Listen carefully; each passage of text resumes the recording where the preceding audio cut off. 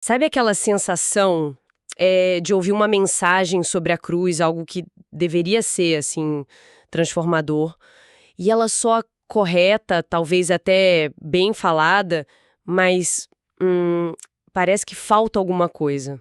Que não conecta de verdade. Por que será que uma verdade tão central, né, às vezes parece ter um impacto tão limitado na prática? Na vida real das pessoas. É uma pergunta forte. Pois é. E é justamente essa questão que a gente vai investigar hoje. Vamos mergulhar num texto, olha, potente, de 1926, escrito por Watchman Nee. O título é O Mensageiro da Cruz.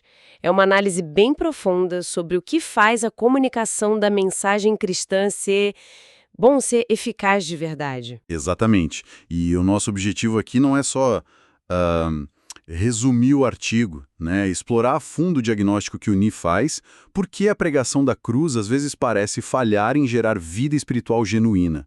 E o que ele aponta como sendo, assim, absolutamente essencial. A chave para o Nee parece estar menos na técnica, sabe? E mais na tensão entre a mensagem em si e a condição de quem transmite. Ok, isso já muda bastante o foco do que a gente normalmente pensa sobre comunicação eficaz, né? Não é só o que se diz, mas quem está dizendo e como está dizendo. Vamos desempacotar essa ideia. Vamos lá. Nee começa pintando um quadro que ele via, assim, com frequência. Pregadores muito competentes na doutrina da cruz. Explicam a substituição, a identificação com Cristo na cruz, usam argumentos lógicos, são claros, às vezes até inspiradores. Sim, a gente conhece esse cenário. Exato. As pessoas ouvem, concordam com a cabeça, talvez se sintam até momentaneamente tocadas, mas aí vem a observação crítica de Nee.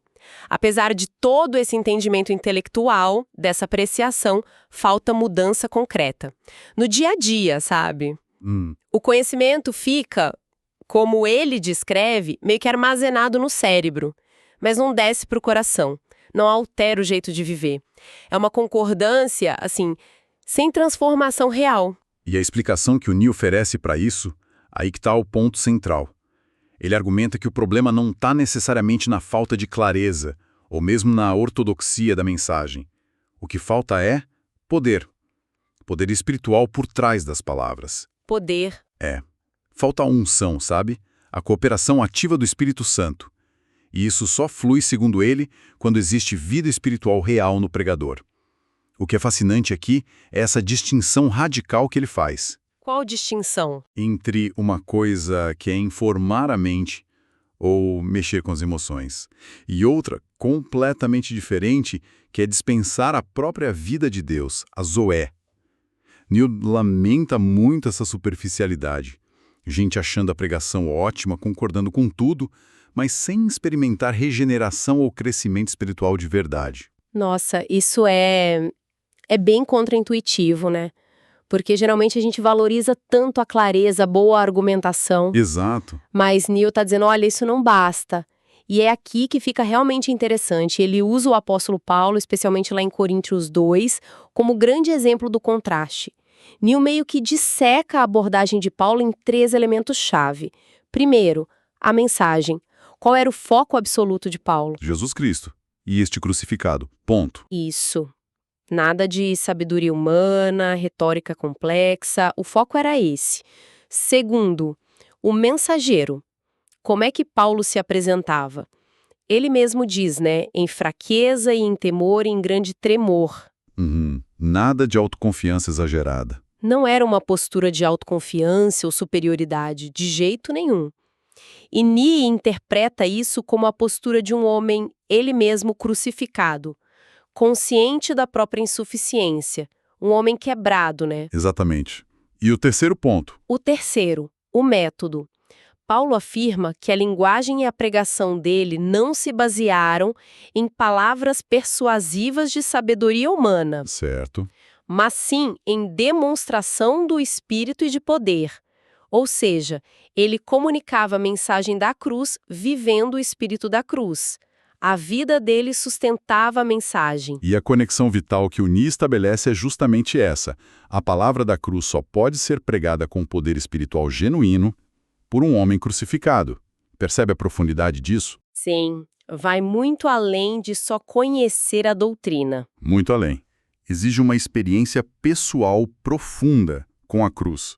Uma morte real para a autoconfiança, para o eu. É viver na prática o que Paulo declara lá em Gálatas 2:20, né? Estou crucificado com Cristo. E em 1 Coríntios 15:31, cada dia morro. Isso. O pregador, na visão do Ni, não é um mero transmissão de dados teológicos, tipo um professor. Ele precisa ser um canal de vida. Ni chega a alertar sobre o risco sério de acumular conhecimento só para repassar para os outros, enquanto a própria vida espiritual vai se esvaziando. Um perigo real. Nossa, Se a gente conectar isso ao quadro geral, fica claro. Para Ni, a coerência radical entre a vida interior do mensageiro e a mensagem proclamada não é um detalhe, não é um plus. É a condição fundamental para a eficácia espiritual. Não dá para dar aquilo que não se tem experiencialmente. então o argumento central de Ni vira de ponta cabeça nossa avaliação comum. A falha, muitas vezes, não estaria na mensagem em si, porque a palavra de Deus tem poder inerente, certo? Certo. Mas estaria no mensageiro. A condição não transformada de quem fala acaba, na prática, obstruindo o fluxo da vida divina. Aquela frase dele é muito direta, né? Não se pode dar aos outros o que não se tem. Exato. Se a realidade da cruz não opera no mensageiro, ele simplesmente não tem como ministrá-la de forma eficaz para os outros. Ele critica duramente a dependência da inteligência natural, sabe? Do conhecimento adquirido só em livros ou ouvindo outros, da própria eloquência ou carisma, quando não há uma experiência correspondente e contínua com o poder da cruz. Isso pode até gerar pensamentos e ideias interessantes, talvez ortodoxos, claro, mas não comunica aquela vida que realmente transforma de dentro para fora. E é fundamental a gente aprofundar essa distinção que o Ni faz, talvez usando os termos gregos originais para enfatizar, né? Ele contrasta vida no sentido de zoé, que é a vida espiritual, a própria vida de Deus, Certo, Zoé? com meros pensamentos, teorias ou emoções que pertencem mais à esfera da psuche. A psuche é a vida da alma, a nossa vida natural, psicológica. Entendi. Mente, emoção, vontade. Isso. Argumentos lógicos, apelos emocionais, histórias comoventes, tudo isso pode alcançar a mente, o intelecto e a alma, as emoções, a vontade. Mas Ni insiste que somente a zoé, fluindo através de um canal humano rendido à cruz, pode realmente tocar o espírito humano. É lá no espírito que o Espírito Santo realiza a obra de regeneração e transformação. Lembra de Romanos 8,16? O testemunho no nosso espírito. Faz todo sentido. A Zoé toca o espírito. E me oferece também uma leitura interessante de Tiago 1,22. Tornai-vos, pois, praticantes da palavra e não somente ouvintes. Para ele ser praticante aqui não é só um esforço moral para obedecer a um comando externo, é algo mais orgânico. Como assim? É permitir que o Espírito Santo viva a palavra através da pessoa. A mensagem precisa primeiro lavrar a terra do coração do pregador, sabe?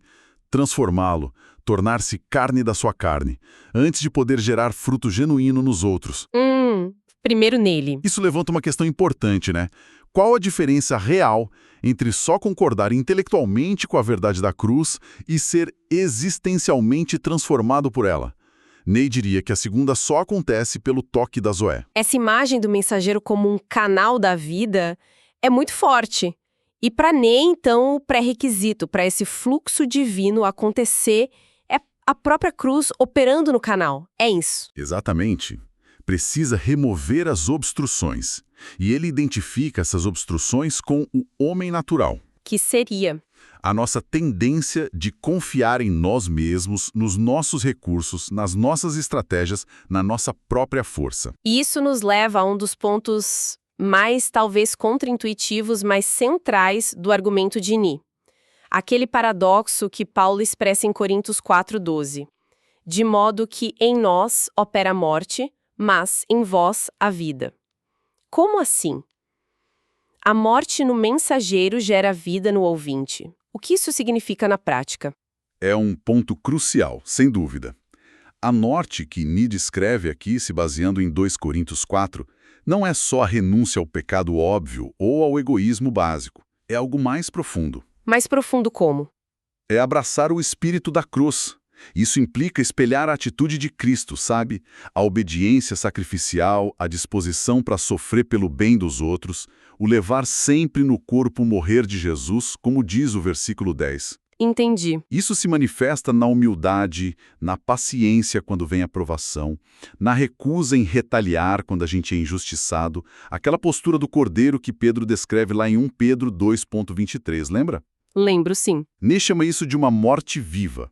É uma entrega contínua da nossa vida natural autossuficiente para que a vida de Jesus, que é a vida que passou pela cruz e ressurreição, possa se manifestar através de nós. É essa morte para o eu que paradoxalmente libera vida, a Zoé, para os outros. Uau! Uma morte viva. E ele reforça isso com outra imagem poderosa, né? A do grão de trigo, lá em João 12. Sim. João 12, 24 e 25. Jesus ensina que o grão precisa cair na terra e morrer para produzir muito fruto. Se não morrer, fica só. E nem aplica isso diretamente ao mensageiro. E como ele aplica? Ele é muito específico. Morrer como o grão de trigo para Né significa morrer para a vida da alma, a psoché. Lembra? Sim, a vida natural, psicológica. Isso, com suas próprias forças, emoções, raciocínios. Ele viu um perigo real quando o ministério é conduzido primariamente pela psíque, mesmo com boas intenções, porque isso limita o fruto que é puramente espiritual, que vem da Zoé. Ele detalha algumas manifestações dessa vida da alma que precisam ser entregues à cruz. Quais seriam elas? Bom, a primeira é a habilidade natural. É confiar na própria inteligência, na capacidade de argumentação, na eloquência, na força de vontade, na organização, no carisma pessoal. Neil não diz que Deus não possa usar essas coisas, claro que não, mas o problema é a confiança nelas como a fonte do resultado. Entendi a fonte. A segunda é a emoção. O perigo aqui é operar baseado nos sentimentos. Tipo, pregar só quando se sente inspirado ou feliz, ser motivado por afinidades pessoais, ou então desistir quando as emoções esfriam, quando vem o desânimo ou a crítica. O trabalho fica refém do termômetro emocional da alma, sabe? Sei bem como é isso. E a terceira? E a terceira é a mente, no sentido de confiar excessivamente em estruturas lógicas, em esboços perfeitos, ou o que Neil considera ainda pior, na memória. Na memória. Sim. Simplesmente repetir sermões antigos, reciclar experiências passadas, sem buscar uma unção fresca, uma direção presente do Espírito Santo para aquela situação específica. Falta o frescor da vida, né? Exatamente. O chamado de Neil é radical. Ele usa a expressão forte de Jesus. Odiar a própria vida, psiute, neste contexto ministerial. Não significa desprezar a personalidade que Deus nos deu, claro, mas sim recusar-se a confiar nela como a fonte do poder para o ministério. É uma entrega... É uma entrega constante dessa vida natural à operação da cruz, para que haja uma dependência real, total, da vida do Espírito Zoé e da direção do Espírito. É essa rendição que, segundo Jesus e Neil, leva a muito fruto. Uau! Isso é um padrão altíssimo, né? Essa morte para a vida natural é quase assustador quando a gente para pensar na nossa dependência dessas coisas no dia a dia. É desafiador, sem dúvida. Além dessa transformação interior radical, Neil chega a dar alguns conselhos mais práticos. Como aplicar isso? Sim, ele menciona brevemente a importância de, antes de comunicar a mensagem, buscar uma iluminação nova pessoal de Deus sobre ela. Mesmo que seja um texto ou tema muito conhecido. Não depender só do preparo intelectual anterior ou da memória, como falamos. Buscar o novo de Deus ali. Isso. É preciso permitir que a palavra queime primeiro no próprio espírito, sabe? Como Jeremias sentiu aquele fogo nos ossos lá em Jeremias 29. Antes de transmitir, a mensagem precisa estar viva no mensageiro, naquele momento. Faz todo sentido. Queima primeiro em mim para depois aquecer o outro. Mas... nem parece adicionar ainda uma outra camada a essa equação toda, não? sim, e é uma camada crucial que muitas vezes a gente esquece. A realidade da oposição espiritual. Ney é muito direto nisso. Como assim? Ele afirma que Satanás resiste ativamente à pregação eficaz da cruz. A cruz não é só uma doutrina a ser explicada, é o lugar da derrota do inimigo. e por isso mesmo ele luta contra a sua proclamação vivificante. Neste chega a listar tipos de ataques bem concretos que podem vir contra os mensageiros fiéis. Enfermidades repentinas, problemas com a voz bem na hora de falar, perigos físicos, ataques de depressão ou opressão espiritual, Nossa, mal-entendidos e acusações por parte de outros, perseguições abertas e até perturbações na atmosfera de uma reunião. Sabe aquele peso inexplicável, sonolência generalizada, distrações constantes? Ele aponta isso como possível ataque. que coisa séria. E como lidar com isso, segundo ele? Mas olha só, a abordagem de Né não é de medo nem de foco no inimigo. Pelo contrário, a estratégia que ele propõe é conhecer, crer e aplicar a vitória que Cristo já consumou na cruz sobre Satanás. A vitória da cruz. Exatamente. Ele se apoia firme em textos como Hebreus 2, 14 e 15, que diz que Jesus destruiu pela morte aquele que tinha o poder da morte, o diabo. E Colossenses 2,15, que fala que Cristo despojou os principados e potestades, triunfando sobre eles na cruz. A cruz como lugar de triunfo. Isso. Para Né, a cruz não é só para nossa salvação do pecado. É também o local da derrota judicial e definitiva de Satanás. Portanto, a resposta a esses ataques é se firmar nessa vitória que já foi ganha. É usar a fé e o louvor como armas. Louvar a Cristo pelo seu triunfo, mesmo antes de ver a circunstância mudar. É aplicar a autoridade que temos no sangue do Cordeiro, como diz Apocalipse 12:11, para resistir e permanecer firme. Louvor e fé na vitória. Né chega a contar uma experiência pessoal dele em Fukien, na China, onde, sentindo uma opressão espiritual muito forte no encontro, ele e outros começaram a louvar a Deus especificamente pela vitória da cruz sobre Satanás. E ele relata que experimentaram uma libertação palpável na atmosfera. A fé na vitória da cruz é essencial não só para a mensagem, mas para a proteção e para a eficácia do mensageiro. Uau! Que perspectiva poderosa. Então, amarrando tudo isso que a gente explorou do artigo de Watchman Nee, a comunicação eficaz da mensagem da cruz, aquela que realmente gera vida, a Zoe, não depende primariamente de ortodoxia impecável ou de técnicas de oratória, certo? Embora essas coisas não sejam descartadas. Certo, não são o principal. A condição essencial para Né é um mensageiro que tenha ele mesmo passado pela experiência transformadora da cruz. Alguém que aprendeu a renunciar à confiança nas próprias capacidades naturais, a vida da alma, a psuche. Sim. Que opera pela vida espiritual que vem de Deus, a Zoe, independência total do poder do Espírito Santo, e que sabe se apropriar da vitória de Cristo sobre toda a oposição espiritual. É isso. Tá feito, é um resumo excelente da visão dele. Então, o que tudo isso significa, né? No fim das contas? Significa que a transformação pessoal do mensageiro não é um bônus, não é um extra. É o próprio veículo pelo qual a vida de Deus é transmitida. A mensagem e o mensageiro são inseparáveis na equação do impacto espiritual. Exatamente. E isso nos deixa com um pensamento para levar adiante, né? Uma provocação final, talvez. Se a ênfase de Nie é tão radical assim na vida interior de quem comunica, se essa morte para o eu natural é a condição para ministrar a vida de Deus, como é que a gente pode aplicar esse princípio fora de um contexto formal de pregação? Boa pergunta. Pensa nas nossas interações diárias. No trabalho, em casa, com amigos.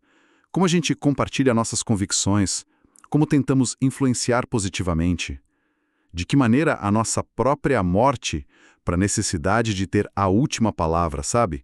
De controlar a situação, de brilhar com nossa inteligência ou charme.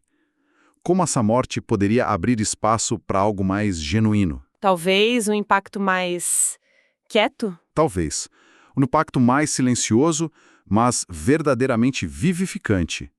Um impacto que não vem de nós, mas que flui através de nós, justamente por causa dessa nossa rendição. Fica aí para a gente pensar. Uma reflexão desafiadora, sem dúvida. A ideia de que a nossa própria rendição pode ser o canal para a vida de Deus chegar a outras pessoas. Com isso, então, encerramos nossa análise de O Mensageiro da Cruz, de Watchman Nee.